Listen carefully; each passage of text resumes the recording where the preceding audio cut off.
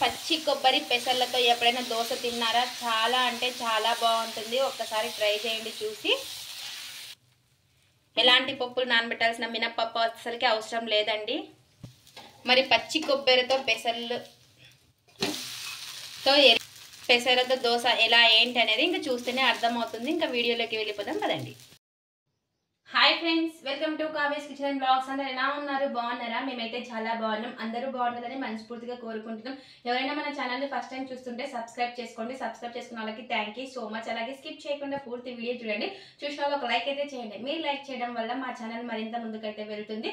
అలాగే పక్కన bell icon నొక్కండి. మేము పెట్టే ప్రతి వీడియో మీకు నోటిఫికేషన్ అయితే వస్తుంది అనమాట. మరొక ఈజీ రెసిపీతో అయితే మీ ముందుకు వచ్చేసాను. చాలా అంటే చాలా హెల్దీ, చాలా బాగుంటుంది. పొద్దున కష్టపడాల్సిన పని లేదు, అప్పటిదప్పుడు చేసేసుకోవచ్చు అనమాట. అది ఏంటో తెలుసా? పెసర్లు పచ్చి కొబ్బరితో దోశ. ఎప్పుడు పెసర్లతో పెసరట్టు తింటారు, ఒక్కసారి ఈ విధంగా ట్రై చేయండి. చాలా అంటే చాలా బాగుంటుంది.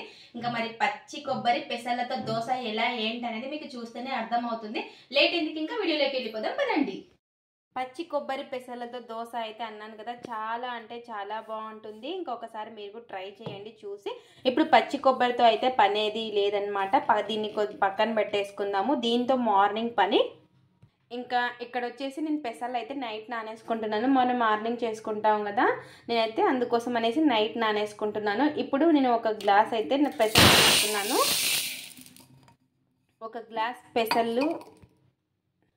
ఒక గ్లాసు పెసలు అయితే తీసుకున్నాం కదా అండి. ఇప్పుడు హాఫ్ గ్లాస్ అయితే రైస్ అయితే తీసుకున్నాను. ఇవి రేషన్ బియ్యం అనమాట. మీ ఇష్టం, నార్మల్ రైస్ అయినా వేసుకోవచ్చు, లేకపోతే రైస్ వేయకపోయినా చాలా బాగా వస్తాయి. కాకపోతే కొంచెం పెసరట్టు అంటే పిల్లలు కొంచెం తినరు కాబట్టి కొంచెం బియ్యం అయితే వేసుకుంటున్నాను. నేను ఉత్త పెసలు అయితే తినలేరు కాబట్టి ఇప్పుడు ఇవి రెండు కూడా కలిపేసుకొని నైట్ నానేసుకుంటున్నాను. నేనైతే బాగా 2-3 సార్లు కడిగేసుకొని నానేసుకుందాము.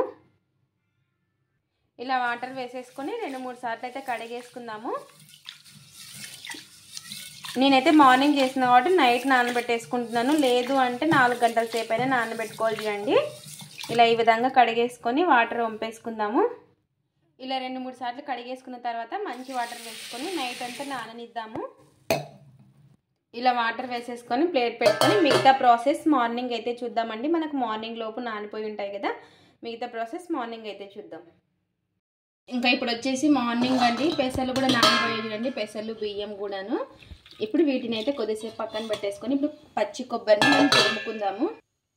ఇప్పుడు పచ్చి కొబ్బరిని అయితే తురిమేసుకుందామండి. బ్రౌన్ పార్ట్ తీయకున్నా పర్లేదు,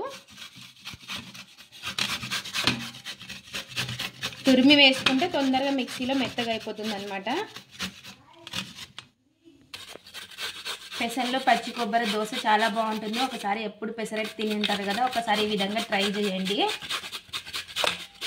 మార్నింగ్ తొందరగా అవుతుంది మనం నైట్ నానేసుకుంటే. ఇలా మొత్తం కూడా తురిమేసుకోవాలి చూడండి కొబ్బరిని. ఇప్పుడు ఈ వాటర్ని వంపేసుకుందాం మనము. ఇప్పుడు మనం గ్లాస్ పెసర్లు అయితే వేసాం కదా, గ్లాస్ పచ్చి కొబ్బరి అయితే వేస్తున్నాం చూడండి. పచ్చి కొబ్బరి మిక్సీ జార్ పెద్దది అయితే అందులోకి వేసేసుకోవచ్చు మొత్తం కూడాను. నాకు ఒకేసారి పట్టదు కాబట్టి ఇందులోకి అయితే వేసుకొని ఒకసారి మొత్తం కలిపేసుకుందాము.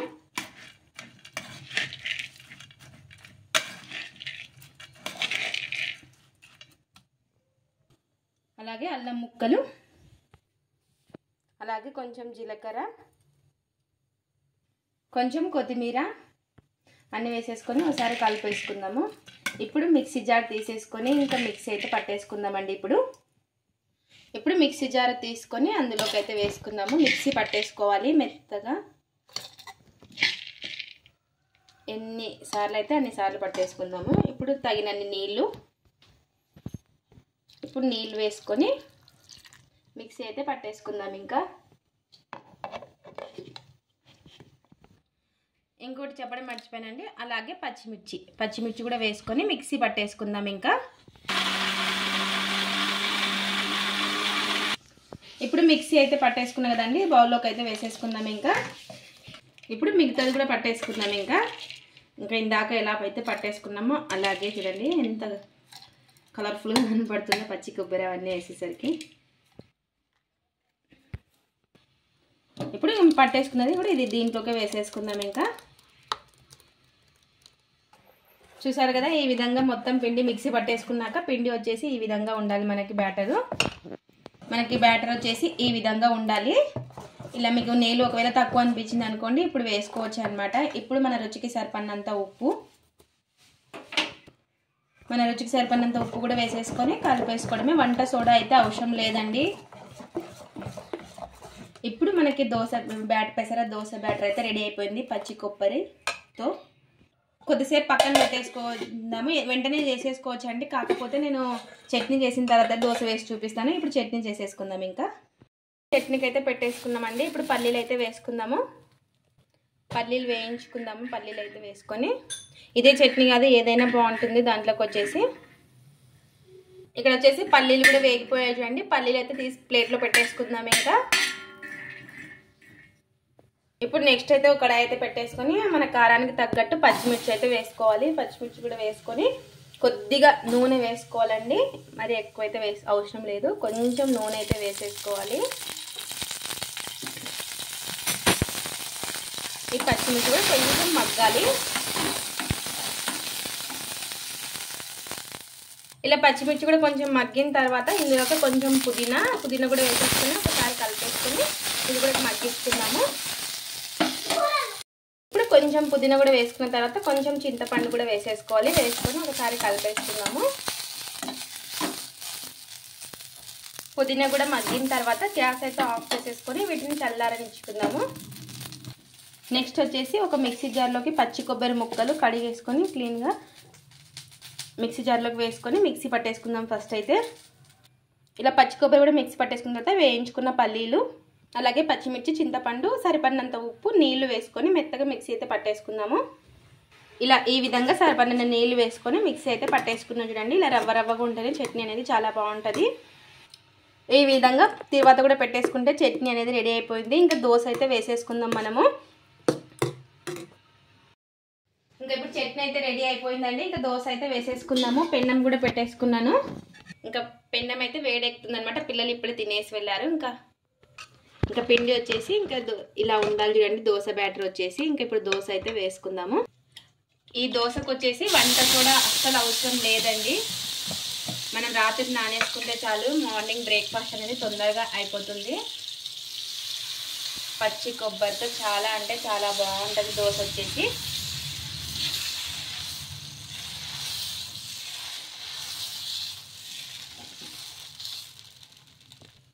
ఇప్పుడు వేసుకునేటప్పుడు సిమ్లో పెట్టుకోవాలి. తర్వాత హైలో అయితే పెట్టేసుకున్నాను. ఇప్పుడు పైన ఆయిల్ అయితే వేసుకుందాము. ఆయిల్ లేకుండా కూడా వస్తాయండి. కొంచెం ఆయిల్ వేసుకుంటే టేస్ట్ అనేది చాలా బాగుంటాయి. పచ్చి కొబ్బరితో ఇలా ఎప్పుడైనా తిన్నారా? చాలా అంటే చాలా బాగుంటాయి. పిల్లలు పెద్దలు ఇష్టంగా అయితే ఖచ్చితంగా తింటారు. ఇలా బాగా కాలిన తర్వాత ఇంకో సైడ్ తిప్పేసుకోవాలి. దోశ అయితే కాలింది. ఇంకో సైడ్ తిప్పేసుకుందాము. చూసారా, అసలు కష్టపడాల్సిన పని లేదు. చాలా అంటే చాలా ఈజీగా వస్తుంది దోశ వచ్చేసి. ఇలా ఇంకో సైడ్ కాల్చేసుకొని తీసేసుకుందాము. ఇలా రెండు సైడ్ల కాల్చుకొని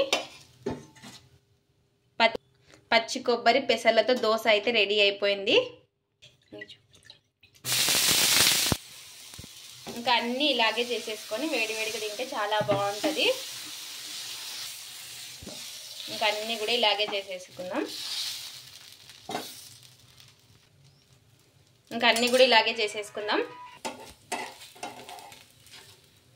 ఇలా రెండు సైడ్లు కాల్ చేసుకుంటే మనకు దోశ అనేది రెడీ అయిపోతుంది. ఇంకా టేస్ట్ చూసి ఎలా ఉందో చెప్పేస్తాను. ఇంకా దోశలు అయితే రెడీ అయిపోయాయండి. ఇంకా టేస్ట్ అయితే చూసేద్దాము. ఎంతో టేస్టీగా ఉండే పచ్చి కొబ్బరి పెసర్లతో దోశలు రెడీ అయిపోయాయి. చూసారా ఎంత బాగా వచ్చాయో? చాలా అంటే చాలా బాగుంటాయి అన్నమాట ఈ దోశలు. ఇంకా టేస్ట్ అయితే చూసేద్దాము. చూసారా ఎంత బాగా వచ్చాయో?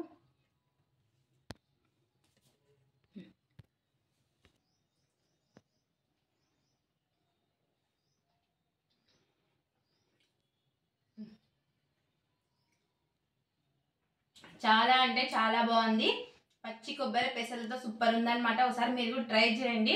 ట్రై చేసి ఎలా వచ్చిందో కామెంట్ అయితే పెట్టండి ఖచ్చితంగా. ఇలా వెరైటీగా బాగుంది, సూపర్ ఉంది. ఇది ఫ్రెండ్స్ ఇవాళ వీడియో. మీకు నచ్చినట్టయితే లైక్ చేయండి, షేర్ చేయండి, కామెంట్ చేయండి. అలాగే సబ్స్క్రైబ్ చేసుకోండి. స్కిప్ చేయకుండా పూర్తి వీడియో చూడండి. చూసిన వాళ్ళు ఒక లైక్ అయితే చేయండి. అలాగే పచ్చి కొబ్బరి పెసర్లతో ఒకసారి దోశ ట్రై చేసి ఎలా వచ్చిందో కామెంట్ అయితే పెట్టండి. Thanks for watching. బాయ్.